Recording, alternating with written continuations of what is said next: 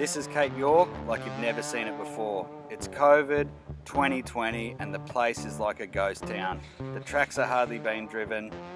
We're heading up there, kicking things off at the Lion's Den Hotel, an iconic place to start our India trip.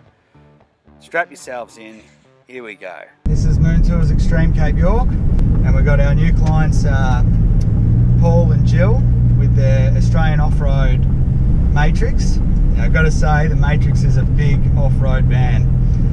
It's proper off-road though. It's got lots of ground clearance, really good departure angles, really good suspension, super strong chassis and body, so it's built for this kind of stuff. Where we're heading though is going to be a big challenge, and we've only got a couple of vans to deal with and only one big one. Paul and Jill basically have never done any real four-wheel driving, so it's going to be interesting, but they want to get off-road. That's why they bought the van, and they've done their car up. They've got all the good gear, got everything we need to get through. So we're heading behind sort of Cape Flattery at the moment after leaving the Lion's Den in Cooktown, and we're heading up the Starcke Track. Once we get through that, we're going to have a pretty cruisy trip, I think. Everyone's excited. Good to be a bit nervous. You don't want to be blasé about it, you want to be serious about it and know and understand what you got to do. So check that out. Steph's going to get the drone out here and just do a little fly, so just when you get up to the it's too crest beautiful here, not to. So, we're doing it. We're going that way. Moon Tours Xtreme.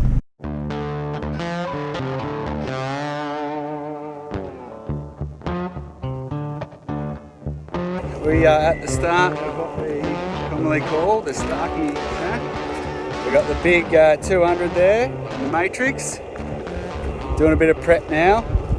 Old outstation here, still gets used, say by the TOs, and they are mustering cattle out here. Cattle yards down there. This is about where all the fun begins. Once you pass that old station and the runway there, the scenery's spectacular and the track's pretty good, but it soon gets pretty rough pretty quick. And this first one, the Matrix, was pretty good. It just took it in its stride. Went down, the exit had an odd angle on it, and my heart sunk a bit. It was pretty tight, it was a good lean, and you know, we really should have worked the track a bit more and threw down some treads, but it was a great first entry and exit there to really put it to a test and see, you know, what's going to happen to this thing. And it actually handled it incredibly well. A little bit of work there, and we were off. Go. Woo! Easy now, easy. These tracks got punished over the next couple of weeks, and by the end of it, they were cactus. As we got through there, the chainsawing began. We had lots of trees to move, tracks to clear, but it was all pretty smooth sailing. We even roped a tree and got that out of the way. Paul got some green ants inside. A few more logs to clear, a bit more chainsawing. Chainsaw. Then after that, pretty cruisy that first day, not bad. Got to see the Matrix flex its muscle a little bit and saw what it can do.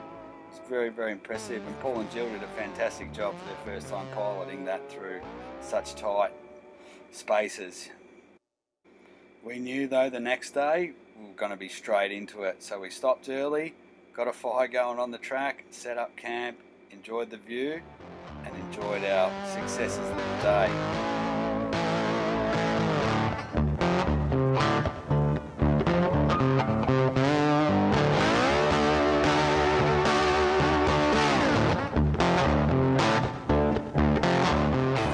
They didn't know what was ahead of them, but I knew first thing was going to be tough. So a couple of beers, good feed, early night. That was the first day done. First thing in the morning was a bit of preparation, and what a lot of people don't realise is when you've got a brand new winch, you really need to tension that rope onto the drum. Otherwise, under load, it's going to cut through all the other wraps and become just a jammed up mess. So we're coming into Genie Creek. It's a bit of a steep just climb on the other side. I don't think the drop in's anything steep. There's a bit of a hook turn there and stuff, but seeing that big trailer's been getting around really tight corners. just have to run high here, but no worries, I don't think. So the drop in's pretty good. Bit of soft sand on the bottom. Interesting to see if he probably needs to lower his tyre pressures, but we'll see when he gets here. And then we do have a fairly big climb out of it. This is going to be a challenge. We're probably going to have to winch up here with the big van. So I probably played it down a bit much at that point. yeah, I reckon we drop a couple in there. Like, yeah? Yeah, something like that. Actually, that's You could even jam it against the log. It's going to slip on It's going to get underneath his car up there. Oh, yeah. Yeah, if we put it on the logger, it's just going to slip down. What do you reckon? Yep, might do something.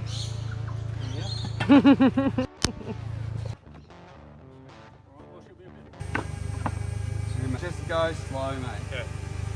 Because as soon as we start ripping wheels, and there's no need to be doing it right from the bottom Yeah. all the way up the top. So Low, low, low. low, low, and crawl up, get as high as you can.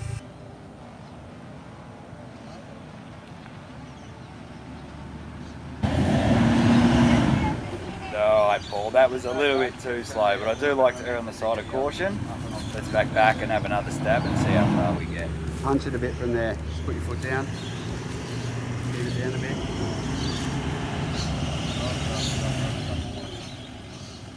Let's winch. I said at the start we'd probably be doing some winching. It was probably the understatement of the trip, really. This was the start of about a 3-hour mission to get all our vehicles up there. When you're winching offset like that, Yeah. does it matter which? If we do it over there, it's going to pull in too hard this way. Yeah. If we do it from there, they're only going to get you to here. Yeah. Then we're going to swap the winch to another tree. Right. All right. Yeah. So I'll just chuck a cover on this, but as you're winching, I'll be on the road here with you. But as you're winching, you're also driving. Am I winching? Yeah. This is the snatch block or your winch ring now that we use. So if we use that, we've got very little rope off the drum. So the winch is strongest with more rope on it. Okay. As the drum gets smaller, the pulling power gets less. Technical advantage. And we use that, which doubles halves the load on the winch. This on there, for safety. We're using the all-new Campos recovery equipment there and Boss Ring, and I've got to say it has been absolutely fantastic here. So much better and safer than the old stuff. We'll rerun the rig. After a short winch, we moved it to the next tree, and you can see a lot of people have winched off this thing. Anyway, we're going to take him up slow. But geez, it was very, very tight. So this extension will extend out fully. Yep. Do you reckon, James? I mean, there's no reason why it wouldn't. Let's experiment with less weight. Yeah. Oh, you little fuck. James showed me how to splice a rope. So they're all spliced by me. That was the snap cable that we snapped. I don't really want to snap another one. In a recovery like this, you really want to know what you're doing. It's a lot of weight to pull up a hill. So you really want to be using a winch ring, or in this case we're using the Boss ring or a snatch block, something to double up the rope. Now you see that nylon winch rope's rubbing on the ground. And although that stuff is super, super strong, it does cut very, very easily. So we've laid out a bunch of things there to try and protect it while it's under load, getting this big truck and van up this hill. Wouldn't have been so bad if it wasn't for one pesky log. Way down with the wheel.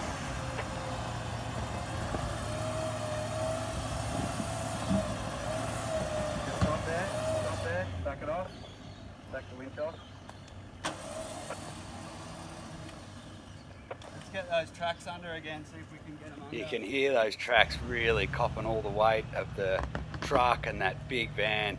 But Paul did really well. He didn't spin them up, which is exactly what you need to do when you're using recovery tracks. Don't spin your wheels too much. And those added logs in there all helped a lot. It's pulling over to this side. See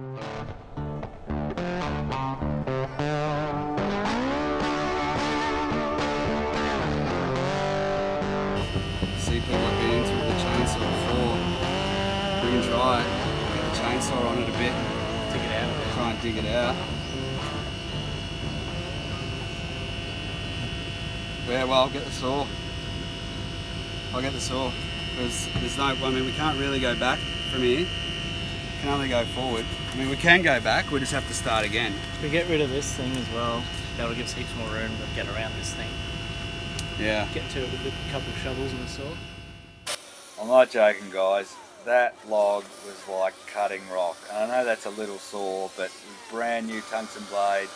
It did the job, and we got the other one out too, but geez, it was like cutting through granite.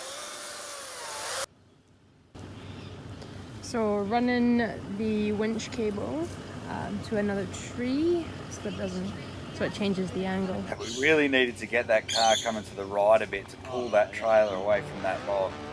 So we extended our winches out a long way with a couple of extensions. Don't do this. You'll never ever separate these two straps again. Wow.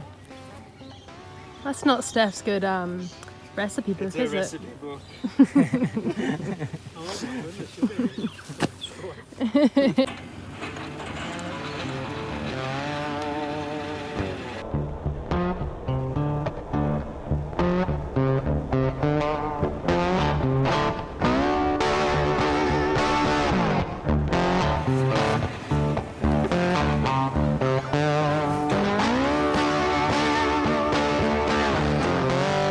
Alright, so Trent's bringing his car down now as well, and he's going to attach his winch on his pole.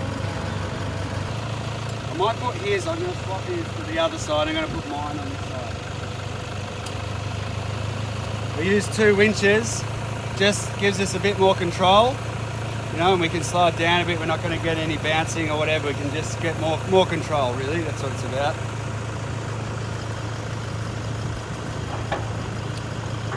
I reckon what we do actually is we go back a bit. We'll go back about into this hole, drop it down in the hole, and then we'll try and get more of a run going that way. That winch is not going to work for us. We really had to think on this one, and it was important that we got the thing up slowly, inch by inch, because it was so close to that log, and we really didn't want to damage anything on the way up. Oh, your two winches really makes a lot of difference on the load. Especially when you're towing something so big, you really want to be able to move it inch by inch when you can. And it just gave us the opportunity to slow it down. And then we really got into building a bit more of the track and trying to get that car over to the right, because we tried everything with that log and it was just rock solid. Eventually we had a winch on it too, which didn't really work. What are you doing now, Trent? Trying to take the path of least resistance. So we're going to try and winch this. We only have to move it a couple of centimetres. It's not far off. We can get a couple of centimetres. And we've got the two winches on this car, and we're going to pull the car up and trailer, no worries. Yeah. No worries, it's just this log is tripping That us one up. tree. And you see a lot of people have been caught on it. Lots of people cutting it up before us. We've had to cut it down the most, so that must mean we're the biggest trailer.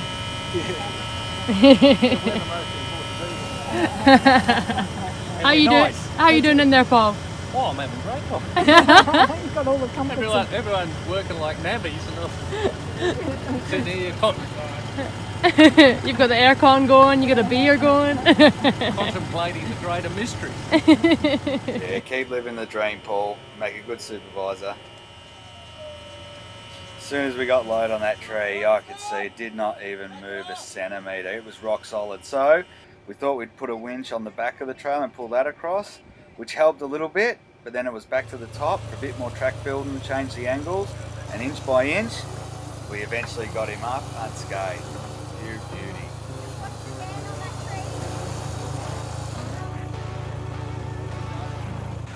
You've got to be mindful when you're doing a lot of winching that you don't get the winch bunched up on the drum, because it gets jammed, and then it can also twist up on itself, and then essentially it kind of goes backwards.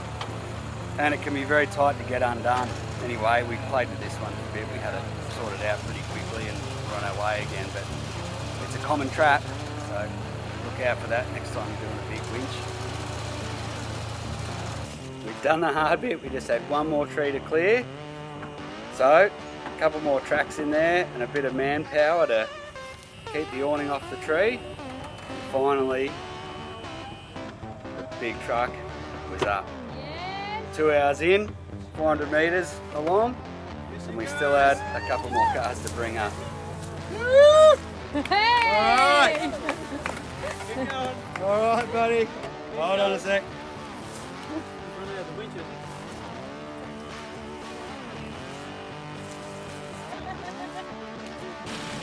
Then it was time to bring the D-Max up and the little Aussie-made Ranger trailer. It's going to be a much easier task than getting the big one up. He cleared the way for it, got up as far as he could, then we broke out his winch for the first time as well.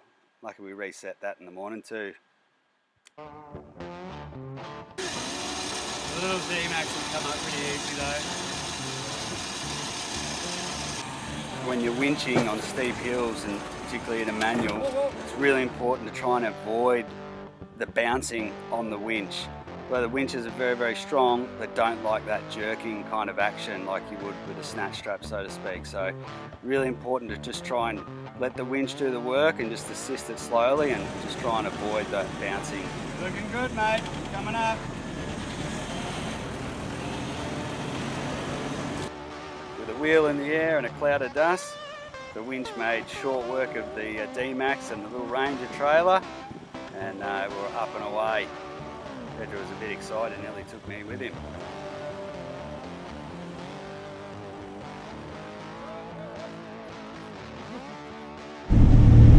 Certainly if you are going to take vans through this sort of stuff, hey, you really need to have yourself together and have all the gear, you know. Like when Paul said he was up for it and said, do you have a winch? He had a winch, and man, we've got 3 winches with us.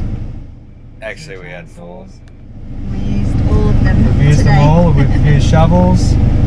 We've also, you know, we carry a huge recovery kit with nearly 100 metres of extensions and spare winch cables, and you know, we've got like 8 shackles. So you know, we carry all the gear, and if you're going to do something like this, it's all good. You understand what it means to do it. It's not something that's taken on light-hearted. It's not like we didn't know it was going to be tough, but we knew that we were prepared and we could do it. We know the van can do it. It just takes extra time. So yeah, if you're not prepared, don't bring your caravan in here. That would be not fun for you. Alright, I'm out again to look at the terrain. Well, that gets us a few hours into the first morning of day 2, and what transpired on the rest of this day is a story for another time. It was long, hard, tough.